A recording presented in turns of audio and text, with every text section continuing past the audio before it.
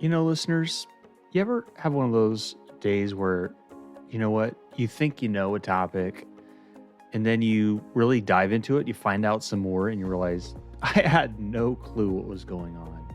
Well, that was today for me.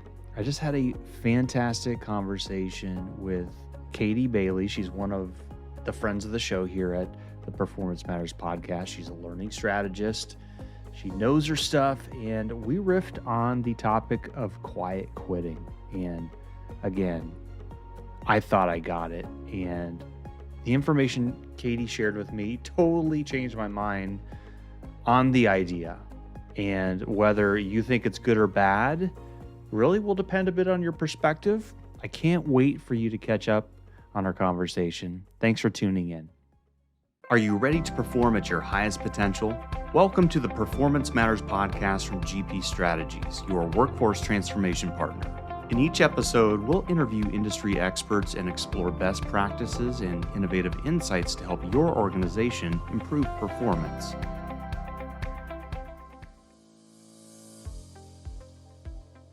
Hello, and thanks for tuning in. My name is Michael Thiel, host of the Performance Matters podcast, sponsored by GP Strategies, the world's leading talent transformation organization. Dear listeners, it seems the topic of, and I'm going to use quotes around this, quiet quitting has been on the lips of many talent development professionals in the past year. And you know what? Today, we're going to dive into this topic and answer the question once and for all. Is quiet quitting for real? Or really, is it no big deal? Here to add her considerable insights on this topic is friend of the show and one of my favorite guests, Katy Bailey. Katy, how are you doing? I am doing great now that I know that I'm one of your favorite guests, so thank you. How are you? I am awesome. Life is good here, Phoenix. This time of year to date this podcast, it's February 9th, and it is the best time of year. The Super Bowl is being held here in Phoenix, and I was hoping to actually hear from you saying you were going to be coming to town with the Bills, but it looked like you guys had a little bit of an upset there in Buffalo, huh? It is true, and thank you. You've given me a few weeks to recover before having to address it. Yes, it is February 9th, not the best time of year in Buffalo, particularly because the Bills are not playing. So appreciate the dig. Anybody but the Chiefs. Sounds like a plan. Go Eagles. Okay, well, listen, we're not here to talk football. For those unfamiliar with Katy, she is a learning strategist and learning and talent development consultant with GP Strategies. And in terms of this topic of quiet quitting, I didn't want to just sit here and launch missives uninformed as they might be by myself. So we said, let's get someone who holds a master's of science in organizational development and is a certified human resources professional. And, the third part of that is someone that hails from Buffalo, probably one of the snowiest places in the world, at least this past winter. Am I right, Katy? That would be correct. Currently raining heavily, but no snow. Well, it's raining now. Okay. Every time heavily. I look at it on the television, there's like, a 50-foot pile of snow outside of the stadium and everything. Uh-huh. But that's not there, also known for that, but I'm sure that by next week, that may be the case. Okay. So I'm assuming, and I'm going to do my best here. I'm an incurable pundit here. I'm assuming you're quietly quitting from football for now, at least at this point. Yes, I've been waiting for it. Boom goes the dynamite right there. Gross. Here for the commercials and the snacks,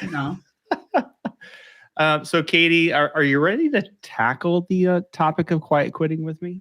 I have been so ready for this for so long. So very excited to talk with you about this today. Good deal. Okay. Well, the first thing I want to do here, and, I know people are driving around and folks have heard the term. If you scrolled through whatever, your Apple News, your Android News, your MySpace, whatever it is, You've heard this topic, but I want to hear from a professional. What exactly do we mean by this term? And if you can spice it up, like where'd it come from? So sure. Let me know. It's a great place to start. Actually, we do this a lot in our learning sessions, right? Before we spend 2 hours talking about emotional intelligence, why don't we define what it is? So I think that's a great place to start in terms of thinking about quiet quitting, how it's defined in the origin. So this phrase originated from TikTok, and I would say, as a geriatric millennial, which is apparently my like designation, Is that I'm the not. term now? It is. Okay, very cool. I'm not like big on the TikTok. Like someone will send me a link and I'll look into it and be like, oh, that's interesting. So even me, someone who doesn't have TikTok, doesn't really do it, care for it, whatever, I found this video, right, of this person talking about and kind of coining this term of quiet quitting. So I think there was this original, the reason why starting with the definition is actually really smart is because I think there's a little bit of lack of clarity around what it actually means. And so I think that is informing some of like the discussion and the conclusions and the recommendations around quiet quitting. How this person, and of course can't remember their name on TikTok, like originally coined it was like, hey, I am just doing the bare minimum of my job. I'm no longer going above and beyond. I'm no longer allowing my job to rule my life, my work to define who I am. I'm just going to go to work and go home. And that was kind of that phrase of quiet quitting originally. Now, I've seen other, like you said, you're scrolling through Apple News, you're scrolling through LinkedIn or whatnot, and other people have interpreted the term to be more of like what I would call, so like that's kind of like doing your job, right? But like this other definition is like literally quitting but staying at your job. So like instead of doing your work, maybe going online shopping for hours and hours, or like not doing the like your core work functions. So I don't know if that's like loudly quitting or passive aggressively quitting. I was going to say it sounds like that's a pretty big chasm between just like, listen, I'm going to do what my job description is, but I'm not going to, treat this like a side hustle and, climbing the ladder. That's interesting. I would have never thought that was actually the definition if you just pulled me out as a man off the street. Yeah, I think the former, so that kind of original thought of like, hey, I'm going to just here's my air quotes, right? Just do my job. I think that's probably the more commonly accepted, understood, conversed around definition of quiet quitting.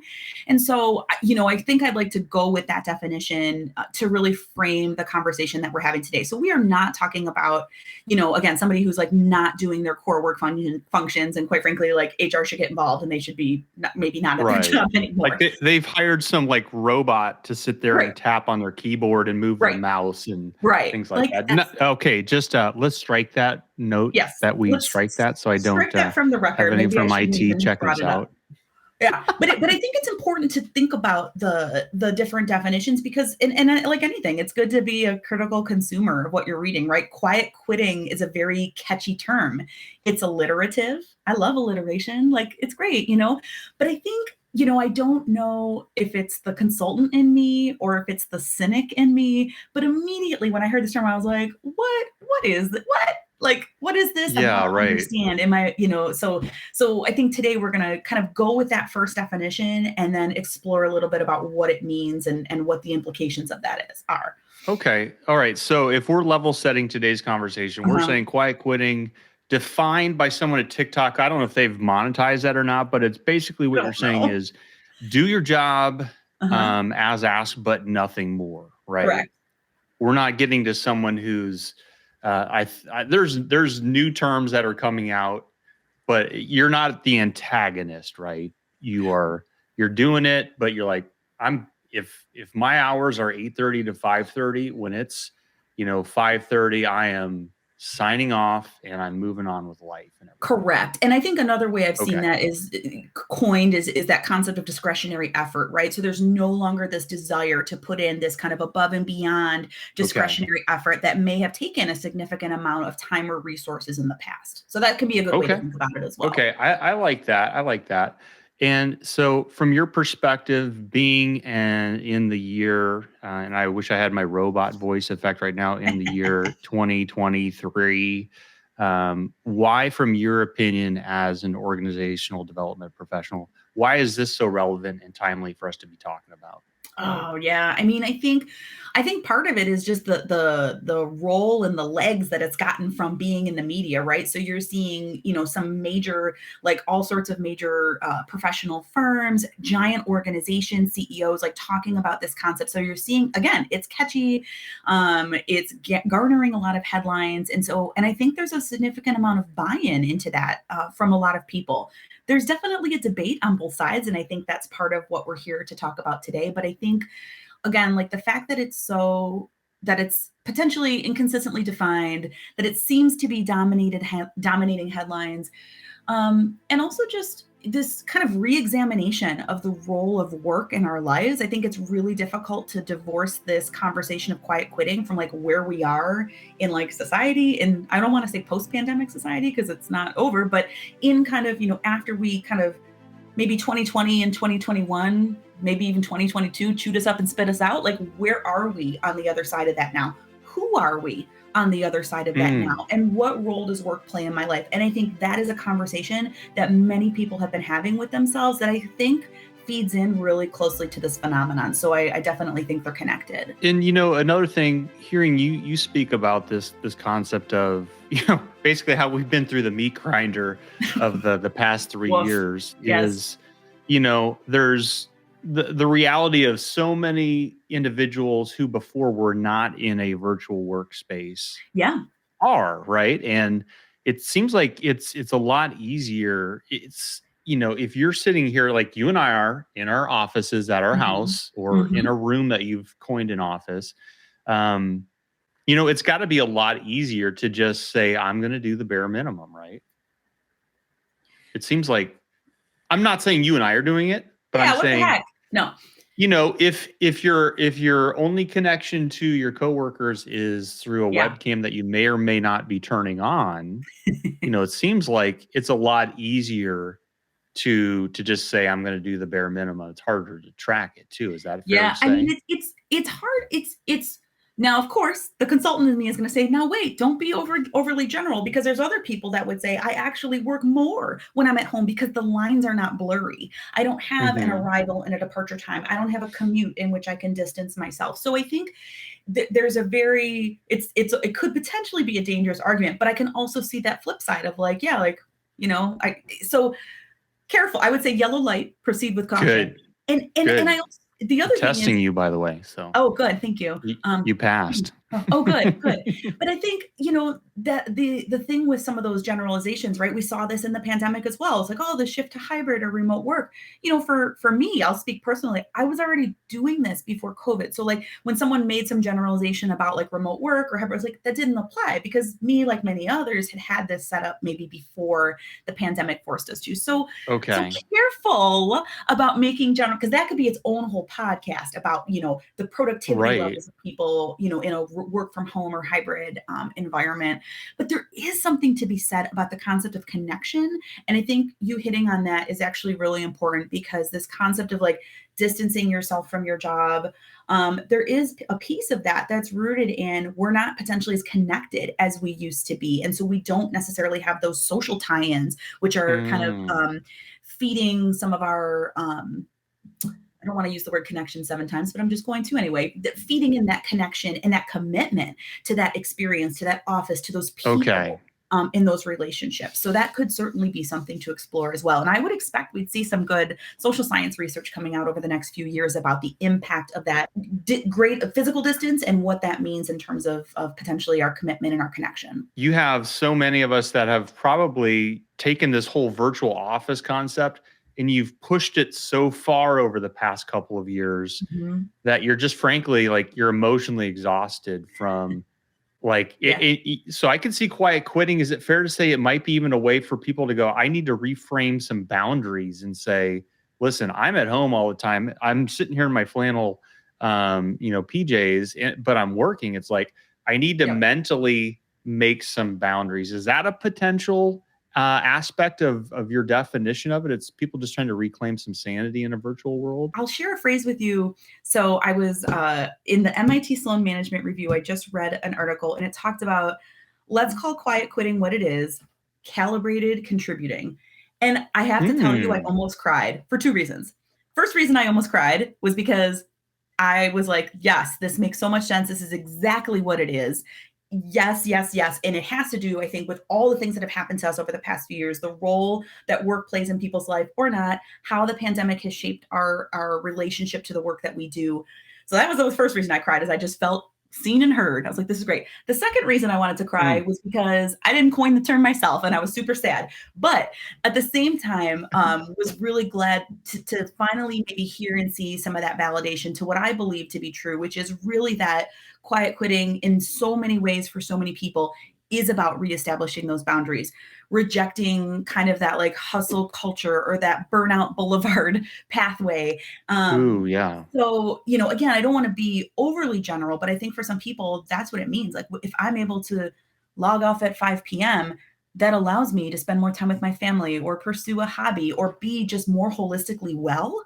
And in that case, like that's my question of like, maybe it really isn't such a bad thing, right? Because I think even when we're seeing quiet quitting in the news, like, oh my God, it's so bad. And what can leaders do? Like, yes, I think it has illuminated some challenges that we can definitely equip organizations and their leaders to be aware of. And also, I think there's a really important other side of the coin that shouldn't be ignored when it comes to like the holistic human wellness experience. The way I'm looking at this, I came into this thinking, okay, quiet quitting. Wow, this is for folks that are just, they're coasting. And what you're telling me is potentially it's maybe not a bad thing. It might be, hey, I'm trying to just reestablish some boundaries. I want to do a good job, but it's like, Mhm. listen, I need to calibrate.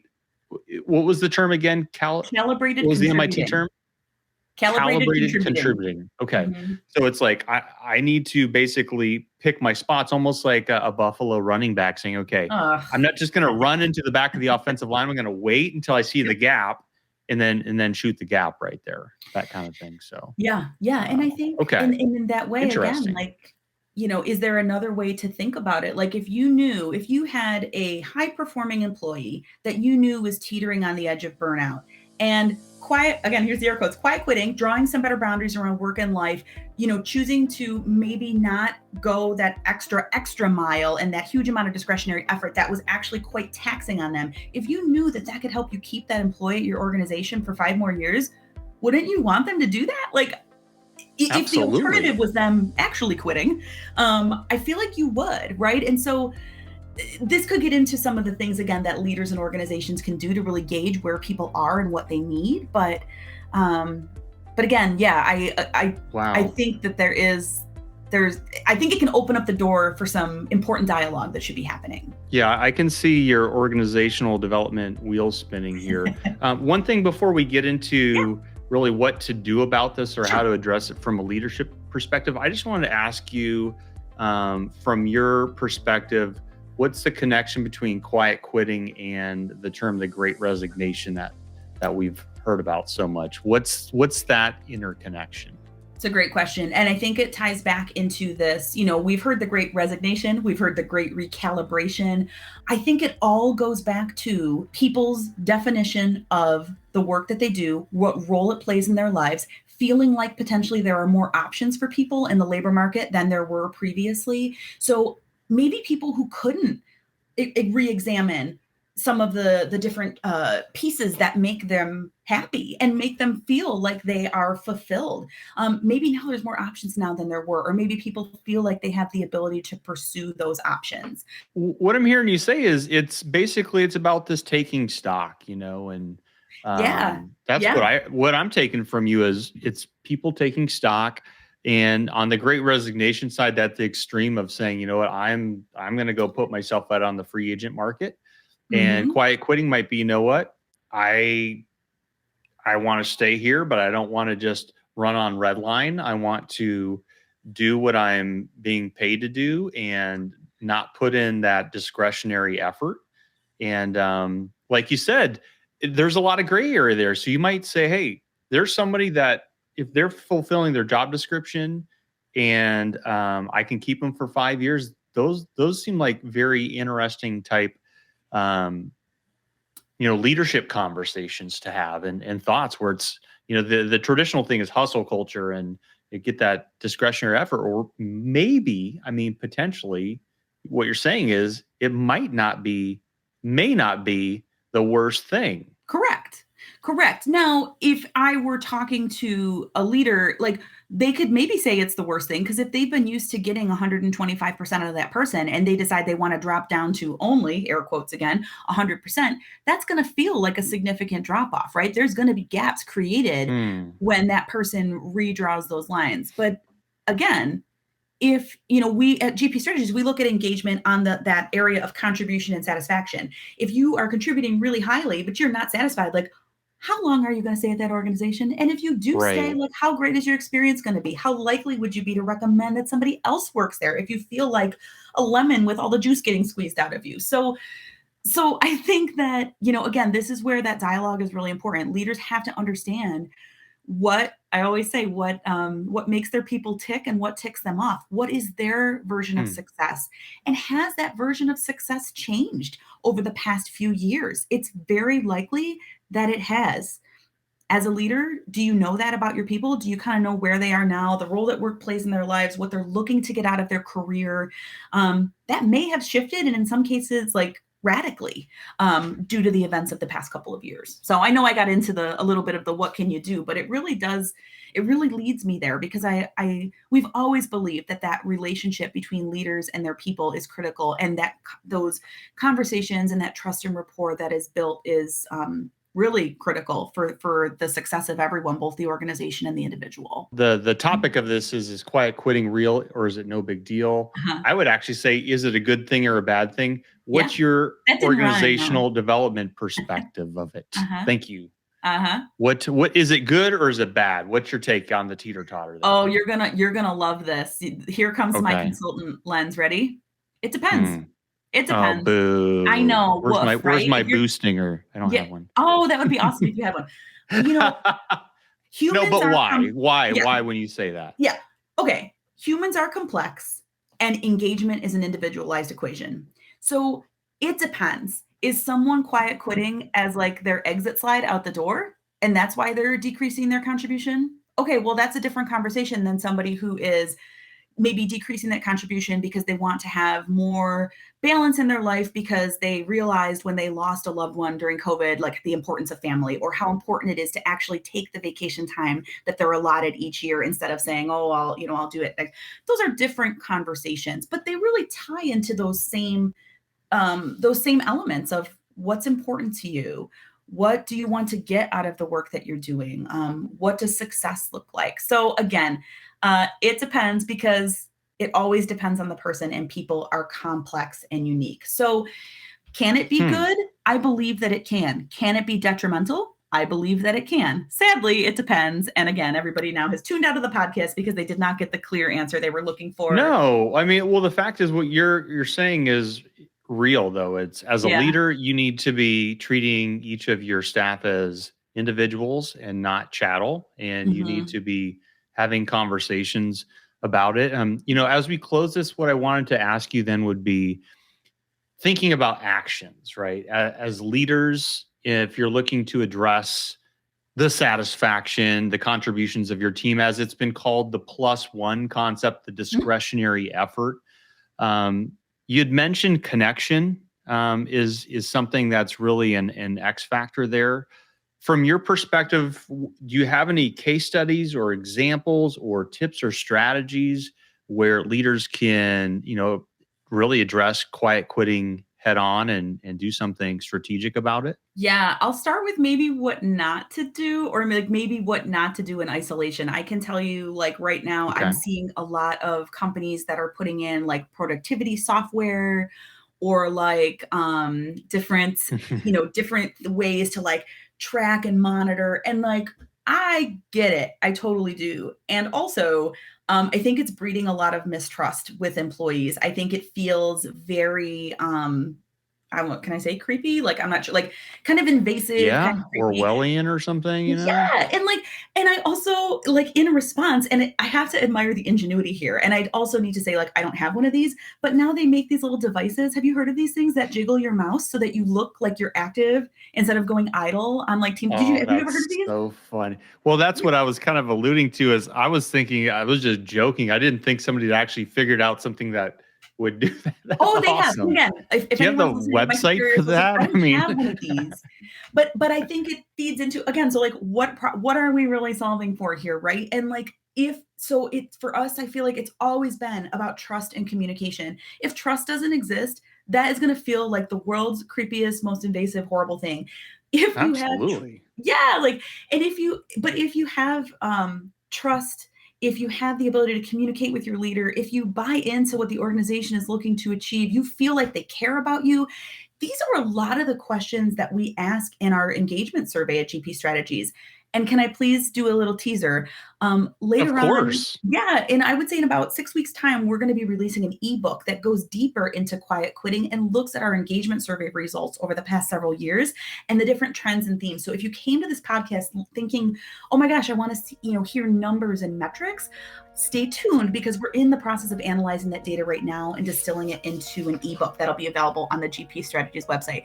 That felt really cheesy. However, I do think it's like this to me is like a start of the conversation. And I think we're going to see some really interesting data to back up some of the points that we've talked about. Well, absolutely. And you should not be ashamed for making that little promo there. I think that's fantastic, but because that was going to be one of my literal next questions would be because this has been really eye-opening. I thought you were going to come in here and say quiet quitting is, it's a plague and a scourge and we need to do something about it. But you've come in with your consultant lens and said, you know what, there's a broader conversation about it. There is a lot of great informed research forthcoming on it. And you've also given us some really good action items as leaders to really relook at our staff and look at this and maybe even just address this in a spirit of collaboration. So Katy, on behalf of the entire global listening audience, I want to thank you for coming in today and just really doing a fantastic knowledge drop on quiet quitting. We appreciate you. Always a pleasure. I appreciate you too. Thank you so much. The Performance Matters podcast is brought to you by GP Strategies. Together, we can create a world where business excellence makes possibilities achievable. You can subscribe to the show anywhere you get podcasts or listen on our website at gpstrategies.com.